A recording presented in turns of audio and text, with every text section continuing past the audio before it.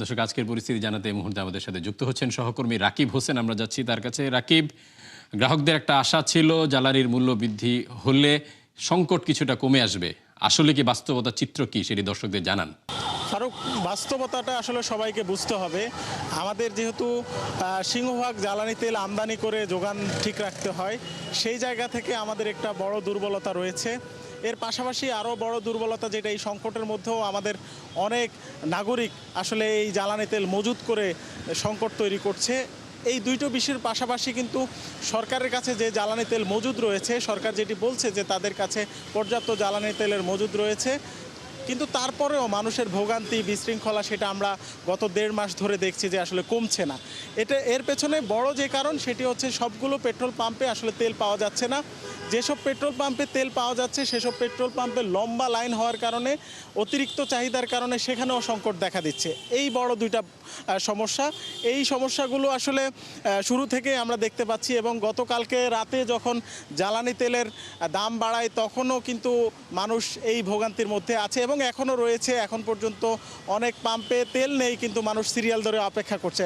আমাদের সাথে একজন গ্রাহক আছেন, আমরা তার সাথে একটু কথা বলতে চাই। আপনি তো এই যে সংসদ ভবনের কোনায় যে তালুকদার ফিলিং স্টেশন, এখানে সেই সকাল থেকে অপেক্ষা করছেন, পরিস্থিতি আসলে কি দেখছেন আপনার অন্যান্য পাম্পগুলোতে? পরিস্থিতিটা আসলে অনেক ভয়াবহ, কারণ আমি ভোর 5টার সময় এসেছি। 5টার সময় ঘুরিয়ে তেজগাঁর সমস্ত পাম্পে আমি চেষ্টা করেছি তেল নেওয়ার জন্য। ওখানে যেমন পাম্পে অনেক বড় সিরিয়াল, তেমন পাম্পগুলি বন্ধ।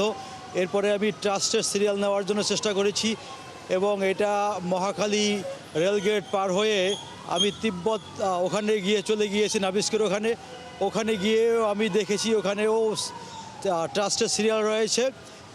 এই যে জ্বালানি তেলের দাম সরকার সমন্বয় করেছে, অকটেন পেট্রোলের দাম 19 টাকা এবং 20 টাকা লিটার প্রতি বাড়িয়েছে, এটাতে আপনাদের প্রতিক্রিয়া কি এবং কি প্রত্যাশা করছেন এখন? অ্যাকচুয়ালি যখন দাম বেড়েছে তখন একটু স্বস্তি পেয়েছি যে এখন আমরা তেল পাবো, এবং সরকার ঘোষণা দিয়েছে গতকাল রাত 12টার পরে থেকে বাংলাদেশের সব জায়গায় তেল পাওয়া যাবে, কিন্তু এখন অবধি পর্যন্ত এখানে তেল আমরা পাচ্ছি না। কেউ 24 ঘন্টা 30 ঘন্টা ধরে এখানে ভুগছে।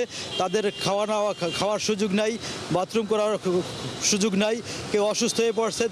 দারুণ মানবতার জীবনযাপন তারা করছে। সরকার দাম বাড়াইছে, অসুবিধা নাই, কিন্তু তেল তো মানুষকে দিবে, এখনও তেল পাচ্ছে না। আমরা অনুরোধ করি সরকার প্রত্যেকটা গাড়িতে যেন ফুল ট্যাঙ্কি তেল পায়, যেন তারা 3 দিন 4 দিন 5 দিন পর্যন্ত তারা এই তেল নিয়ে চলতে পারে।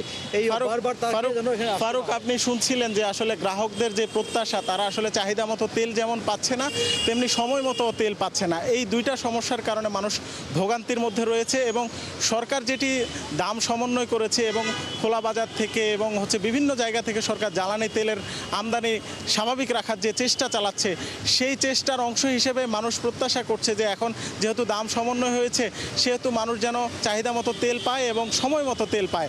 এই জায়গাটা আসলে মানুষের এখন নজরদারির মধ্যে আছে এবং সরকারের প্রত্যাশারও জায়গা। আপনি কিছুক্ষণ আগে দেখছিলেন যে আসলে জ্বালানি বিশেষজ্ঞরাও বলছেন সরকার যেহেতু গত 1.5 মাসে দাম বাড়ায়নি, সেই জায়গা থেকে মানুষের একটা স্বস্তি ছিল, কিন্তু এখন দাম বাড়ানোর কারণে সেই স্বস্তির জায়গাটাও কিন্তু উঠে যাচ্ছে।